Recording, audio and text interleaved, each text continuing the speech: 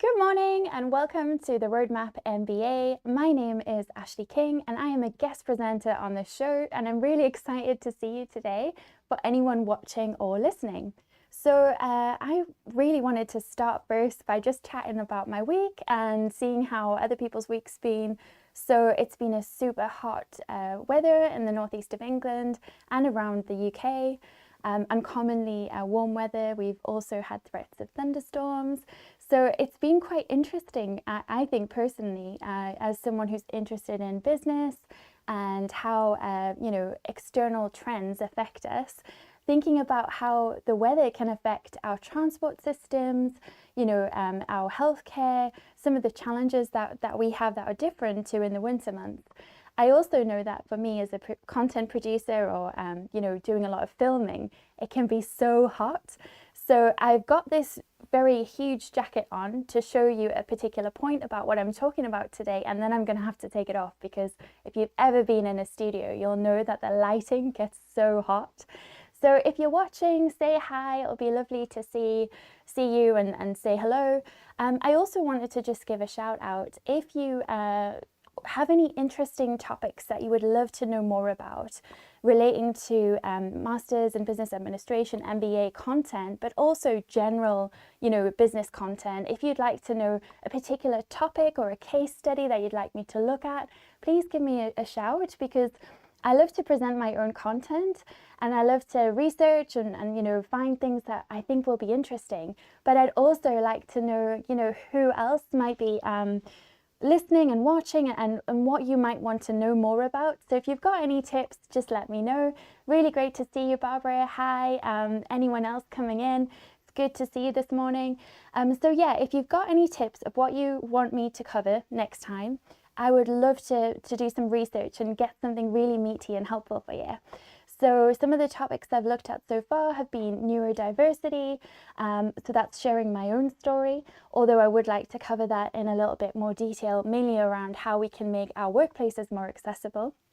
I have covered things like podcasting, because I'm a podcaster and I train people on how to podcast. I've covered some stuff around marketing, women in entrepreneurship, and all kinds of things like that. So to those of you who are saying that my jacket looks warm, it really, really does. It's so, it feels so warm. It's really hot. But I'm doing a topic about personal branding today. So it has a point, it's a prop, but I won't be wearing it for too long.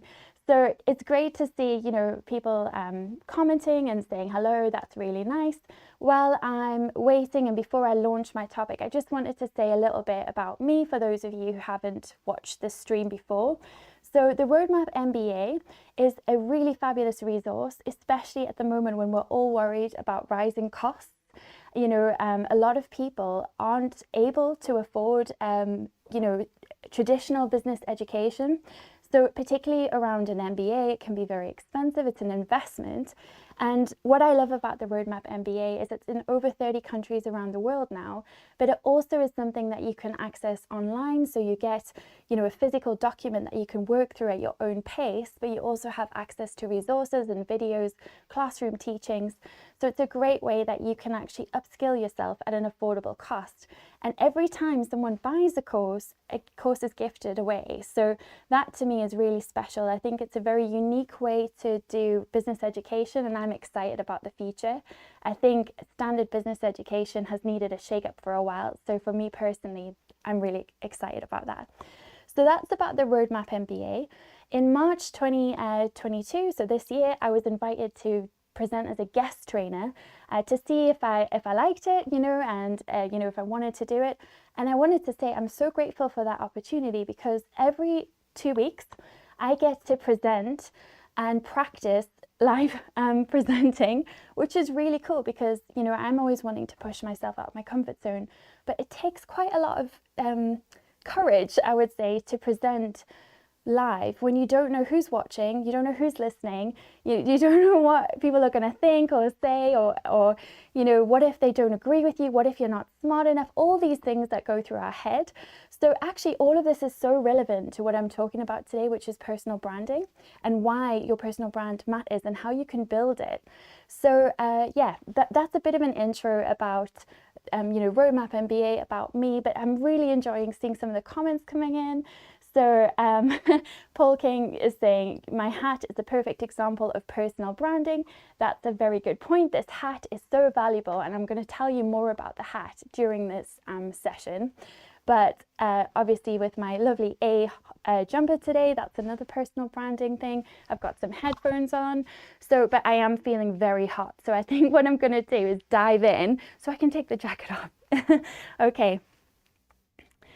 So today I'm going to be talking about the power of personal brand, or the power of personal branding.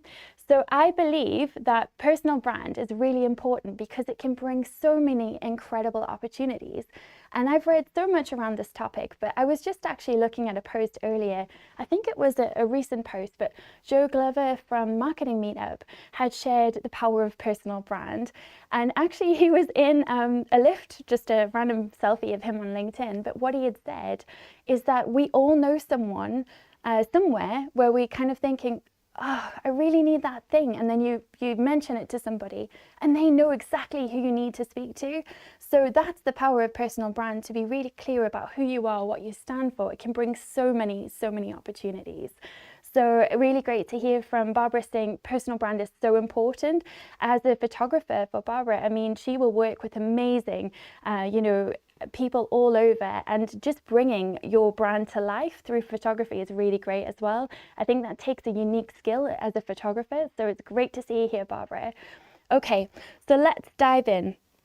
So some of the things I'm going to be talking about are going to be the power of personal branding, when you should be authentic and maybe when you shouldn't, and also why values matter in your personal brand.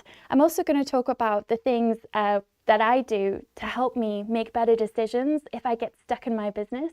So how I can use those values to help me create a better product for my clients, to create more opportunities for myself. But also if I'm stuck and I feel conflicted, whether it's morally or whether it's a time conflict and I don't know how I'm going to manage so many projects, I often look at my values and how that will help me reach my own goals. So I'm going to talk a little bit about values and personal brand, because I think that's an important part of the puzzle that's often missed out. So your personal brand is vital for career progression. Now, there's a great quote here from Kyle York. He's a founder of York IE. For me, I really like this quote. It says, "Your brand is your fingerprint. You leave it behind on everything you touch and you don't exist without it." I thought that was such an emotive and interesting way to talk about brand, because he's right. It is like a fingerprint. Whether you are presenting something, whether you are doing something on social media, whether you're writing an email, whether you are in a lift and you've got 5 minutes to talk to someone and you happen to talk to the cleaner or the CEO, every person you come across is an opportunity to build your brand. And I think that's a really important thing. So I love that he talks about it like fingerprints. And I also think that with personal branding, it brings so many opportunities you might never have dreamed of. So that's really vital for your career progression, or if you're an entrepreneur, it can help to bring new opportunities. I wanted to reflect on that quickly, just thinking about, for me personally, how my personal brand has helped. So I remember many years ago, I worked in a university and I really wanted to move up a grade. And at the time, I didn't have any degrees or any qualifications. And you may, if you've watched the Roadmap MBA channel, you might have heard this story before. But what I found is I didn't have a degree. I didn't have management qualifications. So what I started to do was I started to do courses to give me those skills. Now, what blew my mind is when I would go into those rooms, often there would be senior managers who had been, they had been funded to do the program, and they would also have time to do it, so they wouldn't lose holiday, they would get paid for their time to attend. But because of my grade and my level, and it wasn't perceived that I would need any qualifications like that, I wasn't given those same opportunities. So I was actually self-funding. And it's quite something when you're in a room of maybe 20 to 30 senior leaders, and you're, 23, self-funding a course in management. I found that so strange, but what I found was I was able to network with leaders, I was able to meet senior team managers, and opportunities started to open up for me because they could see that I was dedicated, I was focused, and I was investing in myself. Similarly, at that time, I'd applied for 26 jobs to try and get to the next grade. Now, that's actually quite a low amount of applications. I'm reading online on LinkedIn sometimes, yes, there is a huge opportunity for people looking for work now. You know, there's a lot of gaps to fill. Recruiters are trying to fill so many vacancies. But at the same time, standing out is so tricky. And also, sometimes, how can you stand out when everyone looks the same and it's just a piece of paper? So what I started to do was I started to go networking. I started to join strategic boards. So I would be a trustee for a charity, or I would be an event organizer, or I would volunteer. And by being in those networks, what I found was I was increasing my network outside of my organization. But I was also getting visibility because those networks, I chose very specific strategic networks that built my reputation in an area I wanted to work towards. So community engagement, PR and communications, the social and voluntary sector. So what I found is as I was gaining more experience, I was also gaining exposure. And then what happened is I would start to go for interviews and people would recognize me. So when I got to the panel, they already knew who I was. They already had some idea of my work, whether I was trustworthy, whether I was credible, and that started to open lots of doors. At the same time, that doesn't mean it was easy. I also got knocked back from a lot of interviews. In some cases, I wasn't the right candidate. But what it did mean is that I was given, I would say, more feedback than maybe your standard candidate. So because they knew me or felt like they knew me, I then had the opportunity to get some real honest opportunities to work on and work through. So that's just a little bit of thinking about how it's helped me in my career to have a personal brand. And I'd love to hear for anyone watching, if you have worked on your personal brand, or if it's helped you to create your own career of your dreams, you know, please share, because I love to see the comments and see what people have been working on. Okay, so I'd like to cover a little bit about why you should build a personal brand. So we shared a few examples there of ways personal branding has helped me, but a lot of things I hear from people is I don't have time, I don't see value, and it doesn't matter. So for instance, why would I want to spend my time creating a personal brand just looking for attention when actually I've got this very busy tasks list to get through? You know, it doesn't help me meet my performance review outcomes, or it doesn't help move the needle forward on key objectives. Yes, that might be true, and there is definitely an argument for that. I would say that you can't just go networking or just be on various committees and volunteer all your time. I've certainly made that mistake in the past where I've been in, you know, roles where I was also the first aider, the mental health first aider, the fire warden, you know, on 5 or 6 committees voluntarily, as well as doing a job. And I've got to be honest, those things all impacted on my core work because I didn't have the energy that I needed to succeed. So I do think there is a time where you need to look at what you're doing around your personal brand. I also believe that it's important to remember that sometimes we talk about introversion and extroversion. And, you know, we have the wonderful Jenny Smith, who some of you may know, who's a networking specialist. She talks about ambiversion. So you can actually have traits that are introverted or extroverted. I think you can definitely build your visibility as an introvert as well. So a lot of people think when you talk about personal branding, it has to be an extroverted focus, but it doesn't. So a good example of that is one of my favorite authors, Susan Cain. I think that's her name. Gosh, I hope it is. She wrote a book called Quiet. That has been really helpful for me to consider things from a very different perspective to my own journey. And I think it's really important, again, as leaders, that we then give people the space to create their brand in whatever way works for them. So I'm just having a look at some of the comments. So Barbara said, the more visible you are, the more people grow, like and trust you. Personal branding shows you brand values and visions. Yes, absolutely. I love that you love your job, Barbara. I love mine as well. I get paid to chat. What better life could you wish for? But also, yes, when you are growing your brand and people get to see you and see how authentic you are, you know, it can really bring amazing things.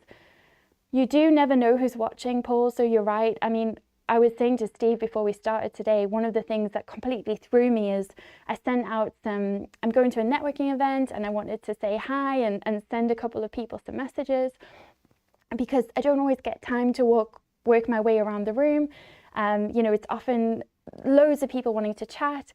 So what I did was I dropped a few messages to people to say, hey, we're going to the same event. In case I don't get to chat to you, it's really nice to meet you. So we connected on LinkedIn. And one person responded and said, oh my gosh, I've double booked. I can't make it. But actually, I love your work. I love what you do. Keep flying, you know, let's connect another time. And I was like, how do they know about me? How have they, you know, interacted with me before? But they've seen some of the posts like this one or live training that I've been doing. And that really made me smile, because you just don't know who's watching. Similarly, after a Roadmap MBA session that I did 2 weeks ago, where I was presenting, and then I was in a quick rush to get to the Chamber of Commerce event, I got to this event with half an hour left of the event. It was just casual networking, so it wasn't an issue to be late, but I was really excited to chat to people. And a few people said to me, how are you here? You were just on my phone or on my LinkedIn, you know, and it was so interesting because I didn't know they were watching. So again, you have no idea who's watching, what you're doing, and that's why we can have such tremendous impact. So I'm going to actually take this jacket off because it's super hot, and we're under heavy lighting and it's a hot day in the UK. So before I do, I just wanted to talk about personal brand for me quickly. So this hat I've got in July 2021. So I've only had it a year, but I wear it mostly when I'm networking or training or presenting or on my podcasts. But it's helped to be a visual clue to people that it's Ash who likes podcasting. So it's something that has helped to just give that visual clue to people. Similarly, headphones is a great way that I can show something that I'm interested in, like podcasting, just by wearing them around my neck. But this A was actually a birthday present, and it's huge. I do love it, but it feels ginormous. But I love pink, and if you look at my branding, if you look at a lot of my projects, a lot of the logos and brands are very pink. So this was such a thoughtful gift, and I love that.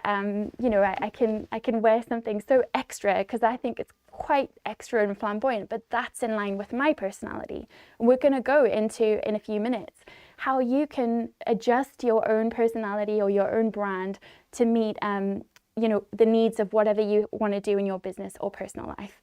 So as I said, I'm going to take this off now because it's super hot. Oh gosh, that's so much better. Whew. Excellent. Okay, so back to business and back to what we were talking about. So when we say, I don't have time for a brand, I don't see the value and it doesn't matter, I just wanted to point out a very simple tool that if you've ever done marketing, you've probably heard of before, but it's the marketing conversion funnel. Okay, so if you look at your first thing that you'll have is awareness. So people will see you, whether it's online doing something like this, whether it's on YouTube, you know, with short content that they can process, whether you've written a blog or an article, whether you've commented on somebody's LinkedIn post, you know, a Facebook post you might have. So awareness is where people see something about you and then they think, I want to know more about that person. And so what happens is at that point, they start to consider you. So they may look at, I like their whole, you know, vibe. I like their energy. I like their viewpoint. I'd like to know a little bit more about this person. So for instance, for you now, it might be that you watch for a little bit longer. It might be that you go and look at someone's website. It might be that you look at someone's LinkedIn profile. So you consider them in the context of your world and the way you see things and your own agenda. And you might be thinking, I wonder if there's a way we could work together. I wonder if I know someone that they should know. And then you know, a great example of this with me is I've always wanted to work with the BBC. And something that's crazy that's happened for me in the last year is every time I do one of these training sessions, when I look at who's watching, it's always people from the BBC that are producers.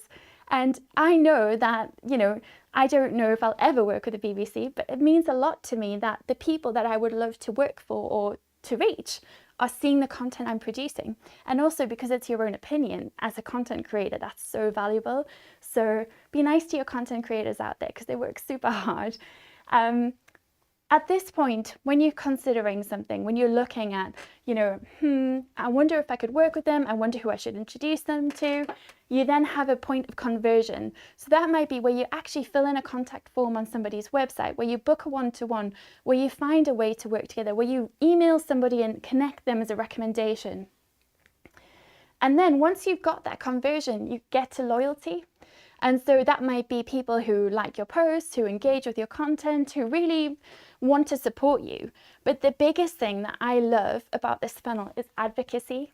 So that will be the people who talk about you when you're not in the room, but not for a bad reason, because they want to cheerlead you, because they are the people who are telling people about you, they are cheering you on, they are saying like, hey, you've got to meet this person because they will help you to do this or that. So I think that's really powerful, and advocacy is so important because for many of us, we struggle with our self-esteem, we're not sure if we're the right fit, and I think, you know, hearing from someone else how valuable your services have been can really make such a difference. So in terms of business here, you might look at a recommendation, a video testimonial, a quote. So for instance, I follow Leah Turner on LinkedIn, and recently she asked her community for people to give some feedback on what it's been like working with her. And then she turned that into a PDF social media post, and it was fantastic. She had brilliant testimonials. But using that technique helped her to stand out from the competition because she was able to show how she is delivering value to her clients. And, you know, there's a lot of LinkedIn trainers out there. So it's really amazing to see the response she got and the response and results she's getting for her clients. So if you haven't looked at the marketing funnel, I would highly recommend looking at that. It's a super useful resource. I've gone into it in a bit more detail than some of my previous trainings, but if you do an MBA or any business course or any marketing course, this is a basic. There are much more established versions of this, but I like this one because it's super simple and it's nice and colourful. So I wanted to talk about some tips about how to proactively manage your brand, because I sometimes see some mistakes around this that I think we could all do better. So one of the things I see a lot, I use LinkedIn a lot, right? So it's my main go-to place. I get most of my leads from there. I don't do any outbound sales. All of my leads or inquiries come into my business, usually because I'm recommended by someone, or I meet someone at a networking event, or I get an inbound contact form. I've got a waiting list. It's really exciting to have that problem as a business. And you know, I think that's really important. I just wanted to pick up on Paul's comment about business advocates have been vital for helping Flow Software Solutions grow. That's so true. You know, if you've got people who believe in you, who believe in what you're delivering, who help you, you know, who can spread the word, who can help to position you as a thought leader, that can be so valuable. So back to this whole thing about online photographs and LinkedIn.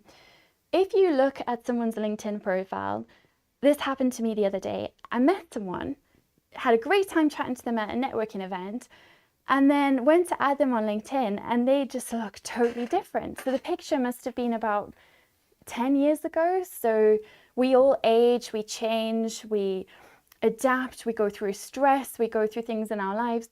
But wouldn't it be better to just be you and just to update that, you know, so that it's more reflective of who you are? It doesn't need to be a super professional photo, although if you have the funds, I would recommend you do invest in that, because your personal brand says a lot about you before you even enter a room. At the same time, you know, you can do a very simple selfie on your phone against a blank background. So you've got, you know, a really clear and nice, simple shot. And if Barbara's still watching, she might have some tips she can put in the comments about, you know, simple ways to take a photograph of yourself and increase your brand. But one of the other things that I see that I would consider a mistake or something that could be better is when on a business platform like LinkedIn, for a profile picture, we use a picture with alcohol or a picture in your wedding dress or with your kids. Now, I'm not dissing any of those things. I'm not saying that you shouldn't talk about your family or you shouldn't talk about your relationship or you shouldn't talk about your activities like alcohol or something like that. But I think remembering that we're all from different faith groups, different walks of life, different views of seeing the world, it seems to me that as a starting point, it would be really sensible to just keep it simple, head and shoulders, without any alcohol or anything like that in. Sure, you can use props. You know, my hat's a prop and it's in all my photos, so that's true. But I think that's really helpful. I'm laughing at the idea of catfishing people at a networking event, you know, presenting someone to them that you're not. That's a really valid point, you know, that does happen a lot. And then you think, similarly, I think around catfishing and being the way you really look, I think it's important not to over filter your posts or your photographs.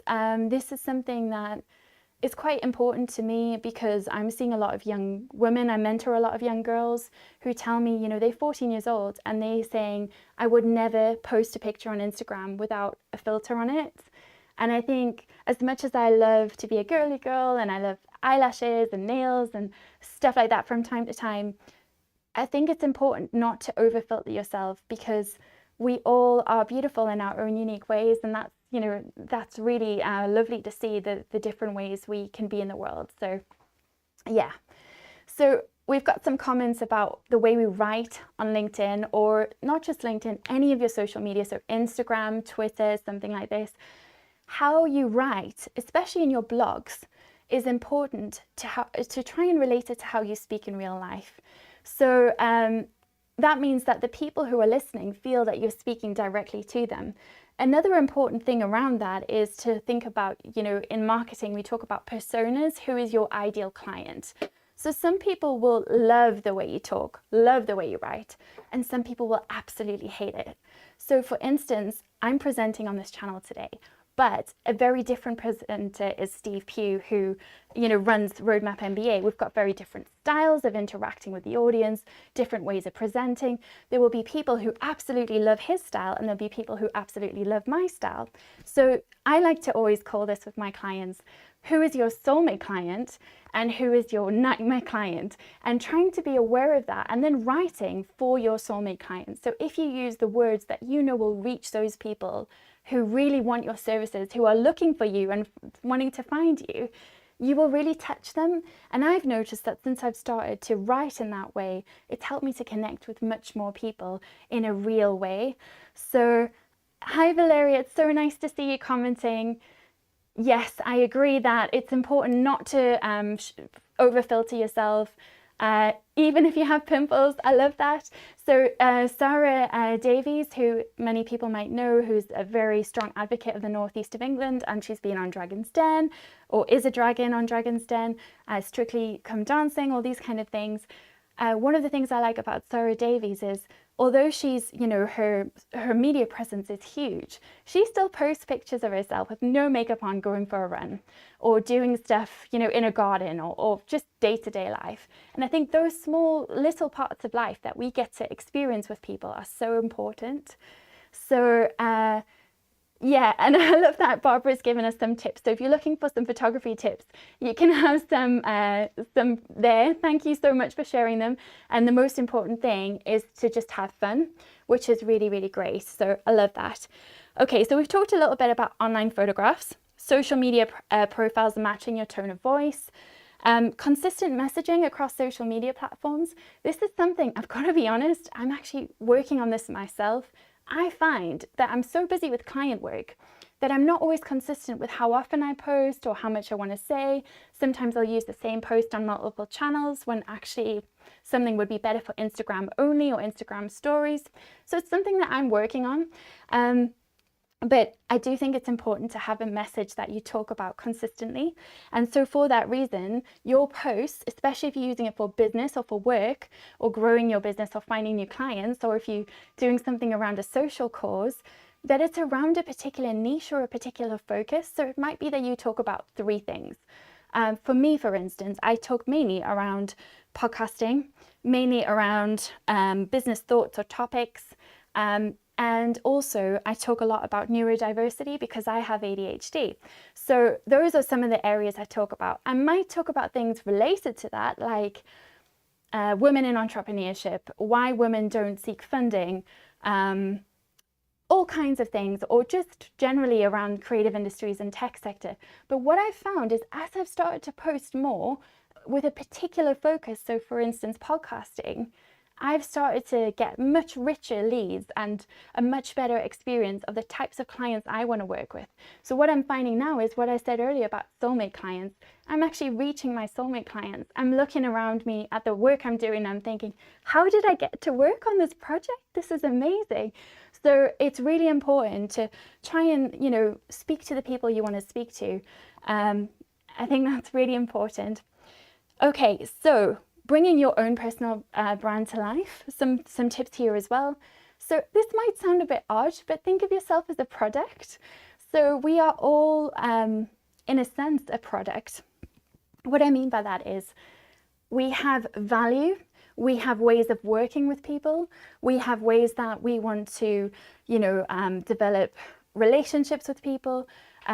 And so when people are shopping online, if we go back to our marketing funnel we talked about earlier, they are seeing you, you're raising awareness, and then you've got, a phase of considering someone and whether you want to work with them. So there's all of these kind of things that you're thinking about. So although it might seem a bit mean to think of yourself as a product, we are in fact products. We're buying each other's services, we're working together, we're collaborating. And if people don't like what they see, they don't want to work with you. So the other thing about products is that we all have our own tastes. So again, back to, changing consumer interests, it's a really important thing. But if you think of yourself as a product, it helps you to separate yourself from any feelings or negative emotions. So what I wanted to say around that is, how do you want to look? How do you want to sound? How do you want to communicate? What is your body language?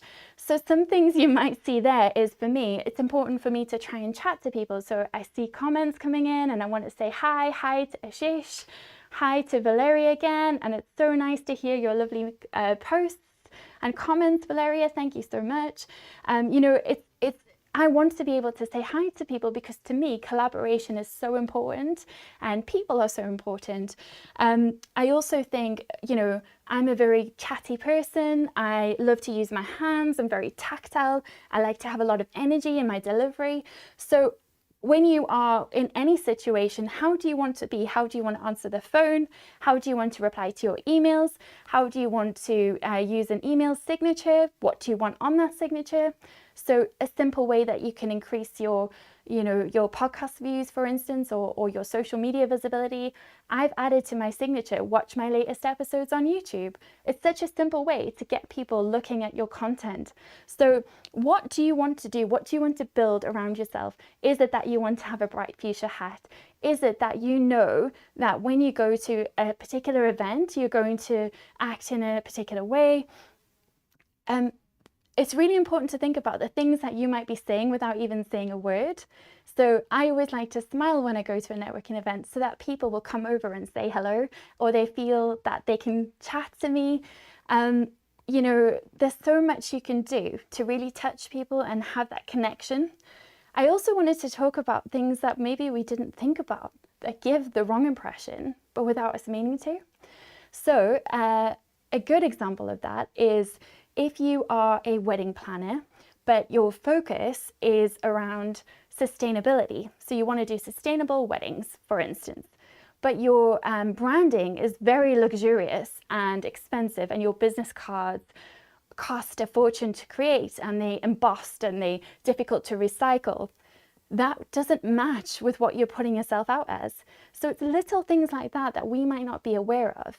I've noticed this for myself in the past. Before I discovered neuro-linguistic programming and became a master NLP trainer, I noticed that a lot of my language wasn't matching the person I wanted to be, the presenter I wanted to be, the business owner I wanted to be.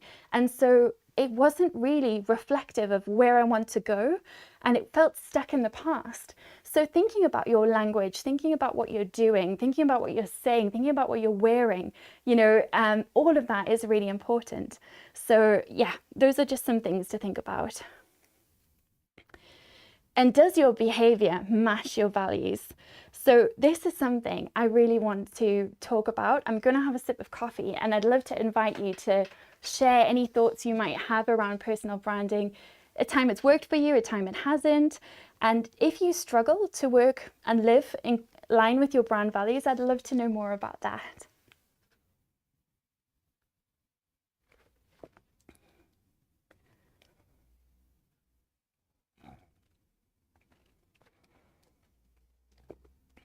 I'm just catching up on some of the comments. I love the idea about not having any shadows behind you when you're doing photographs. I agree, that is so important. And thinking about lighting and where you are outside.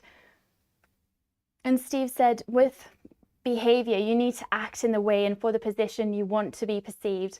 That's a very good point. So in relation to Steve's point about the way you want to be perceived and acting in the way of where you're going, I always remember a story I was told of, one of my friends went to and worked in a call center, and every day this gentleman turned up in a suit. So he was in the most beautiful suit, his shoes had been shined, and he just was so excited to be there, and he did the best job, and he worked in this call center.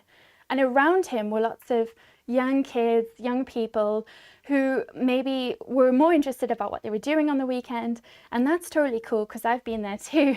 But my point is, you could wear casual clothing, you could, do whatever you wanted. This particular call center wasn't very strict, but this gent used to turn up every day in a suit with a smile, super positive attitude. And you'd say to him, well, why are you so dressed up? Are you going to an interview? Are you, going to a friend's graduation? What's going on? And he would say, I'm dressing for my next job.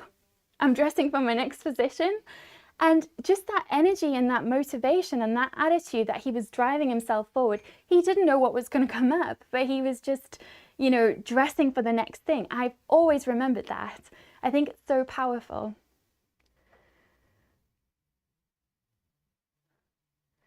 It's really interesting to see some of the comments coming in the chat about people not feeling like they're themselves online and offline, and there's that disconnect. I have to be honest, I really, really empathize with you, Valeria, who said that, because I've got this wonderful hat on and I love it. And I call it glowworm days. So where I've got my hat on, I'm feeling really, in the zone and really on it, and I love what I'm wearing. But some days I just want to take the hat off and not let anyone see me and have no makeup on and just wander around in comfy clothes and bare feet and just be in nature. So I think it's really important that we do look after the persona we're creating, but we also have a downtime, because it can be very difficult, I think, to juggle that authenticity, but also, if you're trying to put something out there that isn't you, you're going to feel a rebuff. People are going to notice that as well. I've always found that if there's been a problem between me and someone, say for instance when I used to manage teams and I didn't understand what the problem was or the issue, it often would come down to communication and a clash in values. And so knowing all of that can be really powerful. I really like Cece's comments about authenticity and judgment and feeling hate, particularly online. She's absolutely right that for every hateful comment or everything that you hear that's negative, there are always people who will love your vibe. There is this saying, your vibe attracts your tribe, so it's about surrounding yourself with people who will cheerlead you, but it's also about holding yourself accountable to be the best version of yourself. So you want people who are going to tell you like it is. So I've got some friends in my life, some business mentors, for instance, Steve included, who, if I'm not living my best truth or doing my best, will actually say to me, hang on, Ash, that's not quite right. You could work on this a bit better. And it's not a negative thing. It's a helpful thing. It's constructive feedback.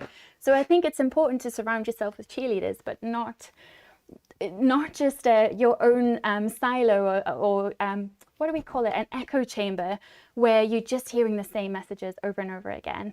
So it's really interesting to hear some of the things that people are feeling around inconsistency with personal brand. Like when you have influencers who talk about the environment and how much they want to save the planet, and then they're taking jets all over the world, private planes, you know, they're going on holiday every 4 weeks. So it's really, really interesting to hear some of these frustrations that are coming through. Valeria, you mentioned you're not sure exactly where you're coming short in terms of your own tension between the offline and online you. Please, let's have a chat. I would love to talk to you more about that. So it's really interesting to hear some of these thoughts coming through. Please keep commenting. I'm going to get back to my material, but I just wanted to acknowledge all of the people who are taking time to comment. Thank you so much for your support. Okay, so we were talking about living your brand values and does your behavior match your values? So I just want to encourage you to think about for a moment which organizations you want to work with and which ones you might not want to work with. Now, I've put some examples here. For instance, environmentally focused is ones I want to work with, and ones that I don't want to work with, such as gambling. That's my personal perspective, but other people may have a different set of boundaries or values. So that's your decision there to make. And for some people, the price is what's right. So for some people, it doesn't matter as long as they get paid. They don't really mind. There's no right way or wrong way. I'm not here to say this is what you must do. I'm just giving you a different alternative view. But for me, organizations that I want to work with are those who are thinking about the environment, who are trying to be better. They don't have to be perfect, but they're working on it day by day. Work around social inclusion, social justice, you know, trying to make things fairer for people, which is why I love the Roadmap MBA, because I really believe in the mission of how it's changing education.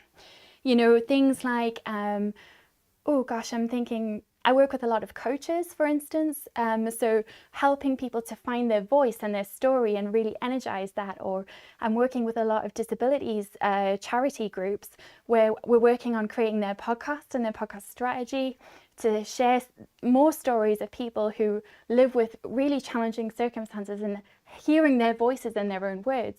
So those are the kind of organizations that I want to work with. But at the same time, there are some that I don't wish to work with. So I've turned down sponsorship or work with gambling organizations or certain gaming organizations. I personally love to game. I'm a gamer. It's a guilty secret. I love to play all kinds of games on my iPad. But there are certain things I wouldn't want to support. Similarly, some of my own personal values are I don't want to support the porn industry, so sexual adult content. I don't want to support anything that's tied to human trafficking or anything like that, weapons. So those are my values. But what I did want to point out is actually when it comes to personal brand, who you support, who you choose to work with, that will actually impact how people choose to work with you. So I've actually seen that before where people have pulled sponsorship to work with someone because they've been really disappointed that they affiliated with a particular industry. So that's something to think about. Where is your boundary? What are your lines of who you want to work with? And a similar thing about living your brand values, something that I'm really curious about is the sober movement. So a lot of people don't drink alcohol. What we've been doing at Flamingo Heights for quite a long time is we actually haven't been having alcohol at our events. So we have quite a lot of evening events, very small networking groups, but we're just doing teas and coffees and juices. And yes, if the client or the person who is hiring the space would like to have an event with alcohol, we will do that. But actually for our own events, we want to welcome people from other faith groups, from different backgrounds, you know, people who maybe have struggled with addiction or other challenges. You don't have to explain why you don't drink, but it's so nice to be able to network without needing to have alcohol. So that's just an example of one of the ways that I'm trying to live my own brand values of including others. So yeah, if you have any of your own criteria or brand values, then please do share in the comments. Hi Imran, it's so nice of you to say hello. I think it's really important what Steve's saying about being conscious of other people's beliefs. That's really valid. I love Gillian's thing about going to wearing a branded t-shirt with jeans and trainers. That's really, really nice. Yeah, there's some great comments coming in. Thanks so much for your support, guys. Really nice to hear from Cece about going to events where there's non-alcohol drinks available, and how important it is for us to be able to include everyone. I think there's lots of people in recovery who we might not even know are going through that, so it's really important to think about the people in our audience and their needs. So I wanted to talk very quickly about when to be authentic and when not to be. And if you have any comments or any examples of times where you're thinking, oh my gosh, why did I do that? I should never have done that. Or something you've seen online. So one of the things that many of us on LinkedIn particularly have noticed this week, it's been completely viral, is we had a CEO who let staff go and actually posted a picture of him crying. And everyone and everybody has been posting about it. So I've seen it on various different news or newsletters I've been involved in or read. I've seen it on my LinkedIn feed everywhere. And so people taking pictures of themselves parodying, crying, and I find it really problematic and confusing, because in so many ways we're saying men should be kind, we should talk about mental health, men should have the opportunity to share their thoughts and feelings and views, but then at the same time a man is sharing this image where he's upset and we're vilifying him, and we're saying how could you do that, making fun of him. Now I do actually think the post was a problem. I don't think he should have posted that image. But what I'm trying to say here is that is because that post was more about him than it was about his employees. So what I found really interesting in contrast was, I think it's Hootsuite or HubSpot. Hootsuite, sorry. Hootsuite had to let some staff go. They had, for whatever reason, they had to reduce their staff. But as an organization, they said, look, we're really sorry, we have to let some staff go. What we're going to do is we're going to help them get the best possible placements that we can in other organizations. Here is an email that you can contact us. We've got so many people, we can't tag them all, but please contact us if you have any roles. We've got brilliant people that we want to hire, we want to put forward. So I think that was a really great way to let people know as an organization that they were, wanting to let staff go, but that there were ways that you could hire their staff. Another point though, is in relation to that specific CEO, is that being an entrepreneur myself and seeing how tricky it can be, you don't always know how things are going to go. You make speculative decisions. Sometimes it feels like a roller coaster. Your cash might be great for a while and then it might change. Being an entrepreneur is an incredibly risky business. So what I would say is that I respect his authenticity and honesty in saying, oh my gosh, this was so hard, I had to have this decision. But I don't think it was appropriate to share that in the way that he did.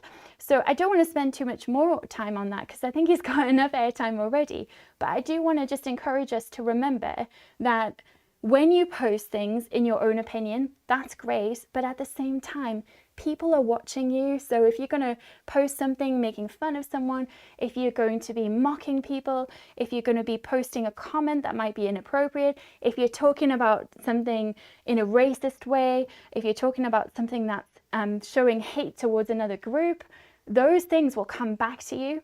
And I know, for instance, when I've run TEDx events in the past, I've actually had people call me out on having certain speakers because of things that they've said 2-3 years ago.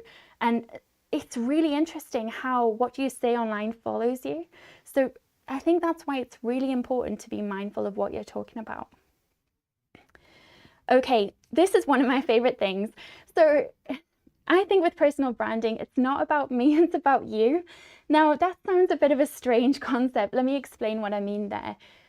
When you are working with people, everyone has different needs, everyone has a different agenda. We all want to work with people in our own way. And yes, we need to sell ourselves, we need to sell our services, we need to meet people, we need to move the needle forward on tasks and objectives and performance results.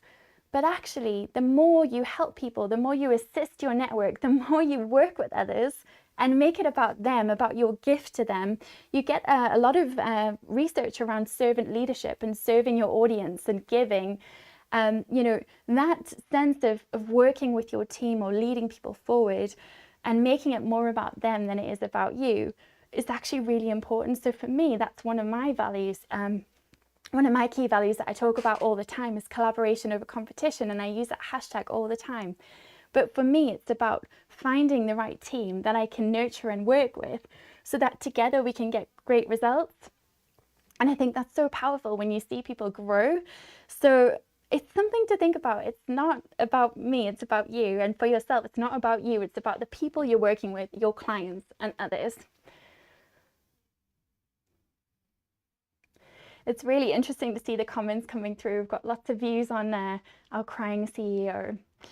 Okay, so one thing I wanted to share with you before I wrap up is some of the things that I notice working with clients around how people get stuck in terms of expressing themselves. And I've written a hint, it's usually when they're unsure of their values. So I often have people say to me, I'm so scared to post online. What if people see what I write? What if people don't like it? What if people don't like me?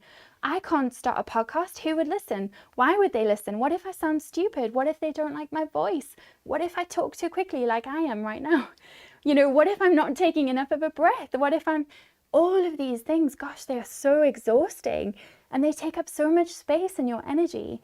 And the thing is, a lot of the time when I'm working with these clients, what we find is that they're actually unsure of their values. For whatever reason, their values have shifted over time, as ours always do. You know, you fluctuate. If you are raising a family and you have a small family, your time might be more family focused. If you are single or if you are, you know, without children, you might focus more on your career or a passion or an interest. So we all have different times in our life where we have different values or changing values, and it's really important that we can change and evolve. So what I would say is, if you're feeling stuck, and this is back to Valeria's comment earlier about not knowing if the online and the offline matches and feeling a disconnect, to me that sounds like a sense of values and around identity. So I would say to anyone who's stuck in that issue, think about, what is it that you love about yourself? What are the things that just light you up, the things you love to do? What are the things that people say to you, please, can you help me with this? You are so good at that. I know that I can trust you to help me. And you find it super easy. What are the things that just bring you joy? So Barbara spoke earlier about, you know, she just loves being barefoot and in the garden and on the grass. You know, that's really important. Those things are going to light you up. So if you're spending all of your time indoors and working away and being a workaholic, which I can be guilty of, that is going to distract you from your values, and it's going to mean that you're not living your truest version of yourself because you're not putting your time and energy into things that give you joy. Sometimes we're in situations where we don't have the opportunity to live in our values. We've got to deal with external, complicated things going on around us, whether in our personal or professional lives. And that's where it's important to have a set of boundaries and values that you can control. So what I love about that, I mean, gosh, there's so many books I would want to recommend to you today. Dale Carnegie's How to Win Friends and Influence People is still one of my favorites around brand. But also Stephen Covey, The 7 Habits of Highly Successful People, who talks about, you know, being able to control your sphere of influence and control. So if you are feeling stuck and so, you know, impacted by things around you, what are the things that you can control? What are the things that you have a way to connect with or respond to or protect? Or what are those things that you can do? And how can you use your gifts to nurture others? As we said earlier, it's not about you, it's about them. So it's a really good point what Alicia said. Nice to see you, Alicia. But about in the charitable sector, people think, you know, you're against each other. And that is so true. You know, we're competing for resources, we're competing for different funding streams. But actually, if you've got someone that you can pick up the phone to and say, hey, I'm really stuck with this, do you know who I could talk to? That is so valuable. So your personal brand brings you a network, it brings you opportunities. You know, it brings you being that person that we spoke about earlier, that Joe Glover was talking about in his marketing meetup post, around being the person where someone thinks, oh gosh, I've got this opportunity. Who do I speak to? And they think of you. So those are just some thoughts. But if you're feeling stuck, do look at what are the things that inspire you? What are the things you really struggle with? And is there any tension there that you could work out? I wanted to leave you with this. I think it's really cheeky, but I think it's true as well. So what do people say about you when you leave the room? So I think this is a really important point. What do people say about you when you leave the room? Also, what do you say about others? I think it's important when you're in any organization or any situation, it's important to be able to offload and share difficulties and things you've been through and stuff you're not understanding or that you could learn from. But I think gossip's really important to avoid.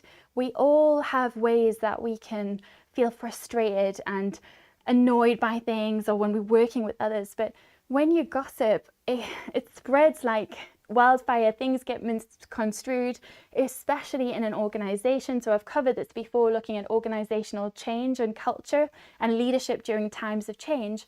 Gossip is one of the key things that happens where organizations go wrong. So I think what I would say is, you know, it's really important as organizations that we have transparency and information. But even for ourselves, if you have something you want to talk to someone about, speak to them if you can, and reach out to those where you need to offload or, you know, talk through a situation in a trusted space, in a safe space. So for instance, which often happens, if I think, oh gosh, I'm not sure I feel right about that, I'll speak to my business coach or somebody that I feel safe with, that I can share my thoughts and reflections, and they'll give me a different perspective. And I think Steve said gossip is like poison for business. I cannot agree more. I did want to share a really brief situation. Recently, I came into some intellectual property discussions around some of my content being repurposed in a way that I didn't feel comfortable with. And I jumped to certain conclusions. There isn't a lot of guidance or legislation around content, especially in relation to podcasting, because it's still in many ways a new industry. So what I found was, by actually ringing the person directly and just saying, hey, I'm really not comfortable about this, we were able to come to a solution really quickly. Because if I hadn't done that, I would have come up to all kinds of misunderstandings or thoughts or just jumped to conclusions that weren't really true. So it's a really important thing. So what do people say about you when you leave the room? You know, is it uplifting? Is it wonderful things? And also the caveat of it's none of your business.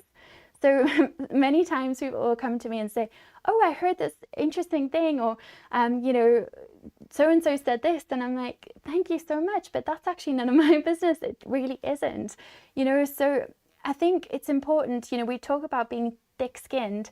That isn't always easy, especially if you've got big hearts or you want to do purpose-led work or social focused work.